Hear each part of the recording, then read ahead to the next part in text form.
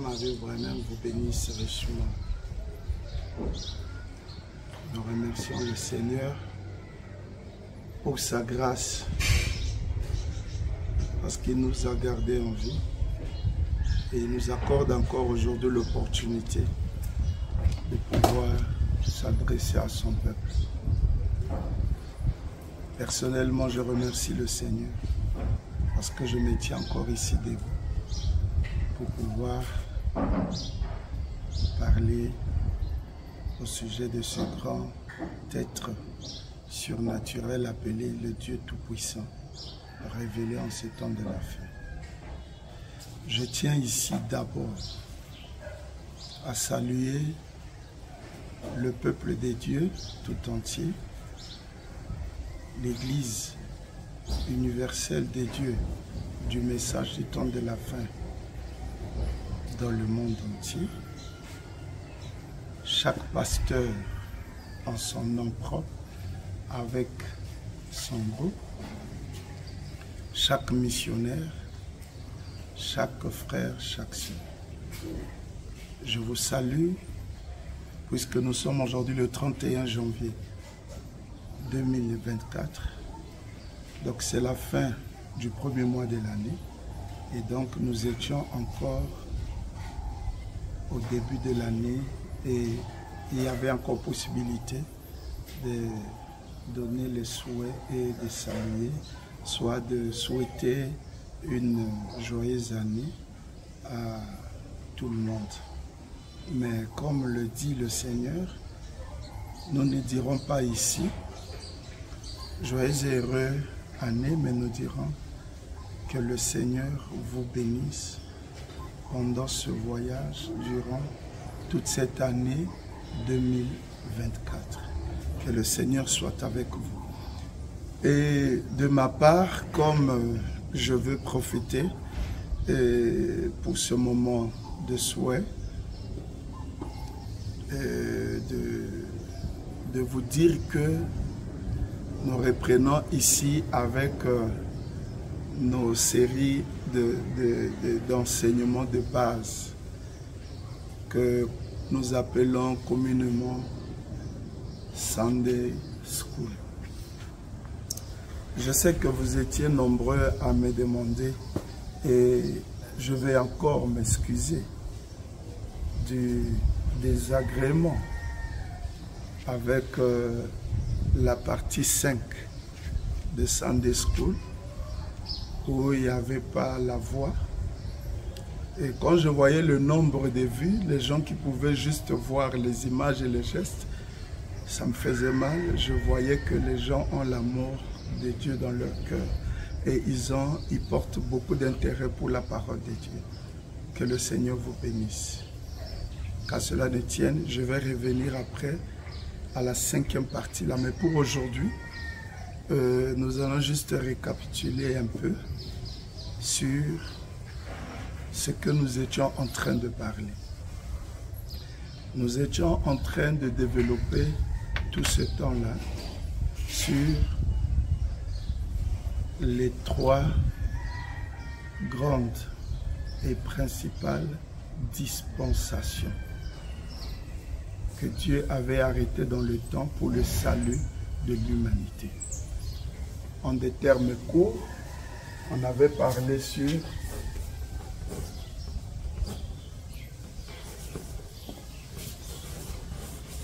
les 3 dispensations.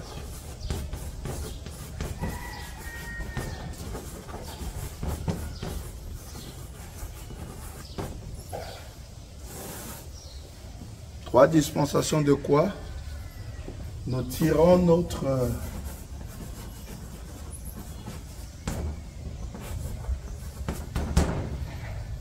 leçon dans Genèse 15. Donc, on va lire l'Écriture. Nous prenons ensemble nos Bibles. Je suis dans Genèse 15 depuis le verset 7. L'Éternel lui dit encore, je suis l'Éternel qui t'ai fait sortir d'Ur en Chaldée pour te donner en possession ce pays. Abraham répondit, Seigneur éternel, à quoi connaîtrai-je que je le posséderai? Et l'Éternel lui dit, prends une génisse de 3 ans, une chèvre de 3 ans, un bélier de 3 ans, une tourterelle et une jeune colombe. Abraham prit tous ces animaux, les coupa par le milieu et mit chaque morceau l'un vis-à-vis de l'autre. Mais il ne partagea point les oiseaux. Les oiseaux de proie s'abattirent sur les cadavres et Abraham les chassa. Au coucher du soleil, un profond sommeil tomba sur Abraham et voici une frayeur et une grande obscurité vinrent l'assaillir. Et l'Éternel dit à Abraham, sache que tes descendants seront étrangers dans un pays qui ne sera point à eux. Ils y seront asservis et on les opprimera pendant 400 ans. Mais je jugerai la nation à laquelle ils seront asservis et ils sortiront ensuite avec de grandes richesses. Toi, tu iras en paix vers tes pères. Tu seras enterré après une heureuse vieillesse. À la 4e génération, ils reviendront ici, car l'iniquité des Amoréens n'est pas encore à son comble. Quand le soleil fut couché, il y eut une obscurité profonde. Et voici, ce fut une fournaise fumante, et des flammes passèrent entre les animaux partagés. Amen. Donc, nous prenons vite ce que nous allons ici considérer comme une toile de fond pour les futures séries de Sunday School ou en français école de dimanche. Pourquoi école de dimanche? William Branham avait souvent tendance de dire ce message de ce matin ou de ce soir, je vais l'aborder sous forme d'un enseignement d'école de dimanche. Ça veut dire avec beaucoup d'explications en détail pour que chaque personne puisse saisir. Alors, comme rappel ici, quand nous prenons Genèse 15, qu'est-ce que Dieu faisait? Il traitait une alliance avec Abraham qui est reconnu comme père de la foi. Ça veut dire que par son expérience avec Dieu, il a été élu comme un exemple de foi. Donc la personne agréée de Dieu sur la terre avec la foi appropriée que Dieu a appréciée, c'était Abraham. C'est pourquoi il a été appelé Père des Nations. Alors, tout celui qui voudra plaire à Dieu le fera comme Abraham. C'est pourquoi même au milieu de la Bible, quand Jésus est venu et que les pharisiens l'injuriaient, il disait, n'avons-nous pas raison de dire que tu es fou, tu es samaritain? Il disait,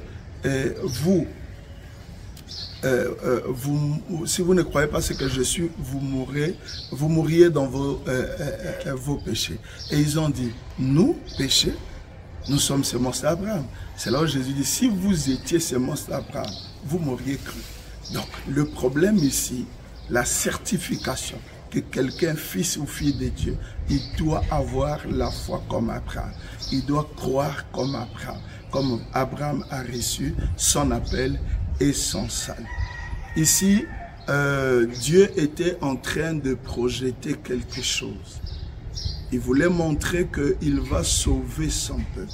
Mais avant que je ne dise quelque chose ou que je continue à parler, lisons d'abord une écriture de William Branham. Je suis dans la brochure. Il jura par lui-même prêché à Jeffersonville, Indiana, USA, le dimanche 12 décembre 1954, au paragraphe 186. William Branham parle. Et le salut, virgule, l'imitation du salut coupa les animaux en deux. Point. Chacun sait que la génisse, la chèvre, le mouton et tout cela, c'était des types du salut. Car ce fut au travers de l'offrande du sang répandu de l'agneau, de la chèvre, des taureaux et des génisses et autres, 3 points, la rémission du péché. Nous sommes d'accord avec William Branham où tous on peut être d'accord, on peut être de cet avis avec William Branham, que la génisse, la chèvre, le mouton, que Dieu avait demandé à Abraham de prendre, il dit tout cela, c'était des types du salut. Mais pourquoi 3? Alors qu'il y a un seul salut. Mais pourquoi 3? Nous allons maintenant voir pourquoi 3. Toujours la même brochure, le paragraphe 144. Maintenant, pendant que ceci se déroule, suivez. Prenez les génisses, les chèvres, et tout devait avoir 3 ans, virgule, les 3 différentes dispensations. 2 points. La paternité, la filiation, le Saint-Esprit. Les 3 dispensations, il veut nous montrer ici. Première dispensation.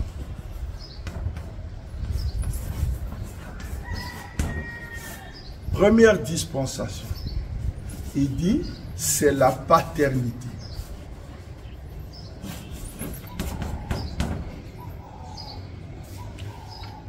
Deuxième dispensation.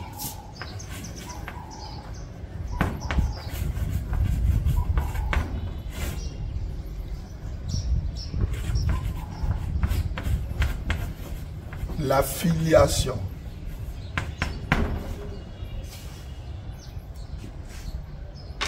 Et troisième dispensation,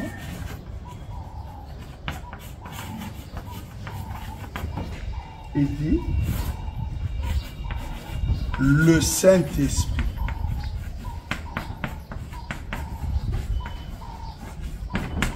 Donc ici, c'est défini par William Branham. Je crois que même si l'incrédulité là a une très bonne santé, on ne peut pas refouler ça. William Branham définit dans la brochure, il jura par lui-même. Prêché le dimanche 12 décembre 1954 au paragraphe 154, prêché à Jeffersonville, Indiana, USA. Il dit ceci. Pendant que ceci se déroule, suivez, prenez les génisses, les chèvres, et tout devait avoir 3 ans, virgule, les 3 différentes dispensations. On dit bien 3 différentes dispensations. 2 points. La paternité, la filiation, le Saint-Esprit. Il dit, voyez-vous, 3 ans. Tout avait 3 ans. Cela signifiait le Père. Cela signifiait le Père. Il dit le Fils.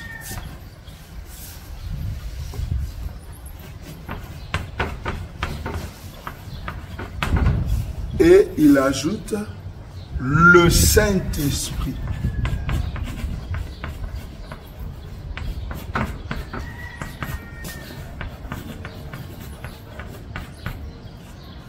Donc, la première dispensation, c'était le Père, paternité. La deuxième dispensation, c'est le Fils, filiation. Et la troisième dispensation, le Saint-Esprit, l'être de Dieu. Vous pouvez déjà constater avec moi que le Père n'est pas une personne, mais c'est l'attribut d'une personne. Le Fils n'est pas non plus une personne, mais c'est l'attribut que peut porter une personne ou une personnalité. Et le Saint-Esprit, c'est ça la personne, c'est l'être de Dieu. Ça, vous pouvez lire ça dans un guide et celui qui est envoyé dans bien des brochures. Donc, Père, Fils, Saint-Esprit, au fait, ce sont les 3 fonctions, les 3 attributs ou les 3 manifestations d'une seule personne. Qu'est-ce Dieu projetait? Il voulait sauver son peuple mais au travers d'un mystère caché dès avant la fondation du monde. Le mystère de la divinité, qu'il appelait plus tard Hébreux 13, 8. Comme Paul dit, Hébreux 13, 8, Jésus-Christ est le même. William Branham a corrigé ça dans la brochure Messieurs, est-ce le signe du temps de la fin? Lorsqu'il récite les mystères que doit révéler en ce temps de la fin le messager du temps du soir, arrivé, je crois, au paragraphe 163, 193, il dit, le sixième mystère au sujet de Christ, il n'a pas dit Jésus, de Christ qui est le même hier, aujourd'hui et éternellement. Donc, qu'est-ce que ça veut dire? Quand le Père était ici dans la dispensation de l'Ancien Testament, il était question du Christ. Dans la deuxième dispensation, quand Jésus est venu, c'était toujours question du Christ. Ici, à la fin du temps, il est toujours question de Christ. Christ veut dire quoi? Christ veut dire l'onction.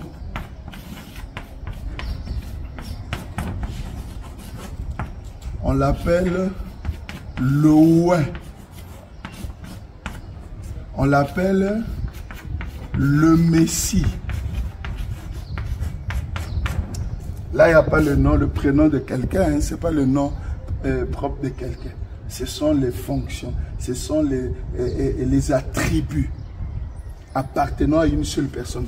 Lorsque vous écoutez au sujet de Hébreux 13, le verset 8, ça veut dire quoi? Dans l'Ancien Testament,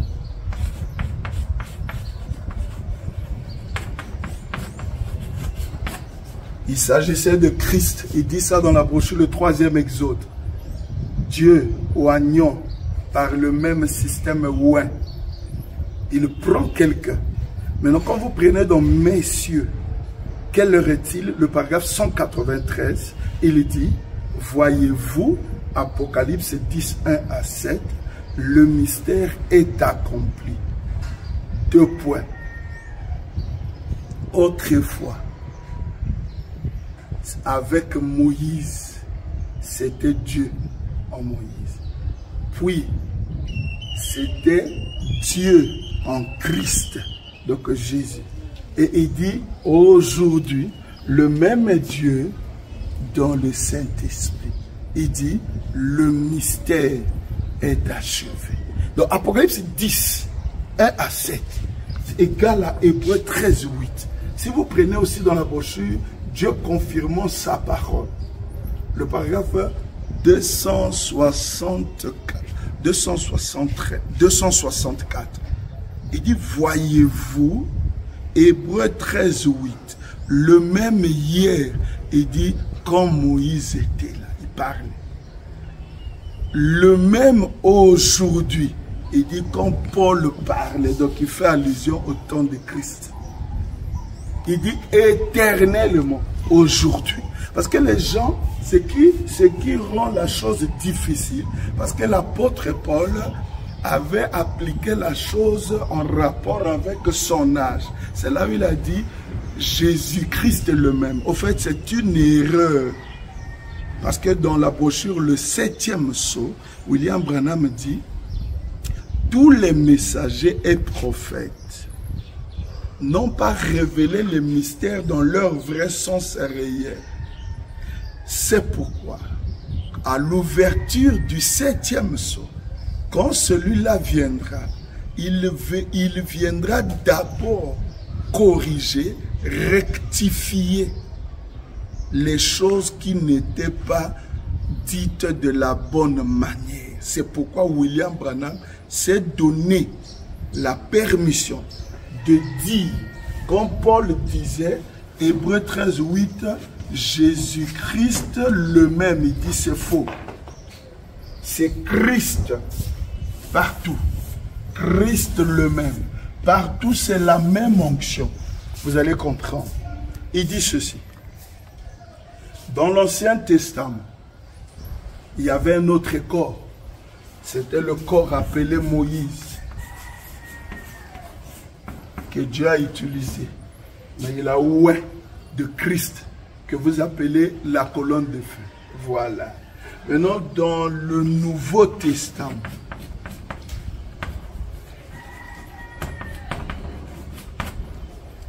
il prend un autre corps, appelé Jésus.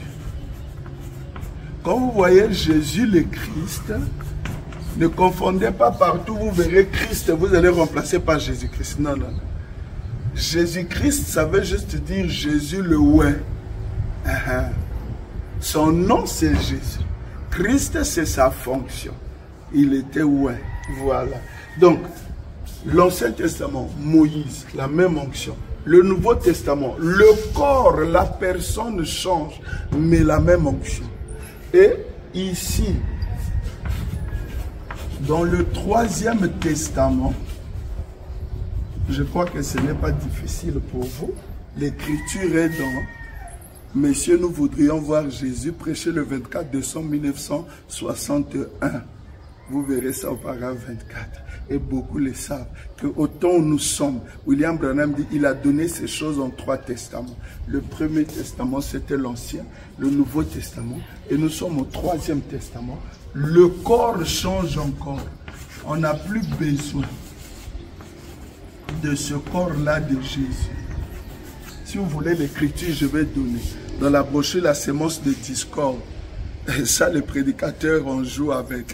Et il a dit, si quelqu'un s'appelle prédicateur aujourd'hui et dit qu'il croit le message, s'il ne croit pas qu'Hébreux 13, 8, il ne croit pas que Jésus-Christ est le même hier, aujourd'hui, éternellement, excepté le corps physique, il est la sémence de discorde. Ça veut dire qu'il est descendant de Caïn. Voilà. Donc si vous allez voir, vous remarquez que les corps vont changer. Parce que les dispensations changent. On a séparé les animaux. Il a dit c'est pourquoi. Ce n'est pas un animal qui reste pendant longtemps. Lorsqu'on l'a coupé, ça veut dire que les dispensations seront séparées, coupées. C'est pourquoi l'Ancien Testament c'est Moïse.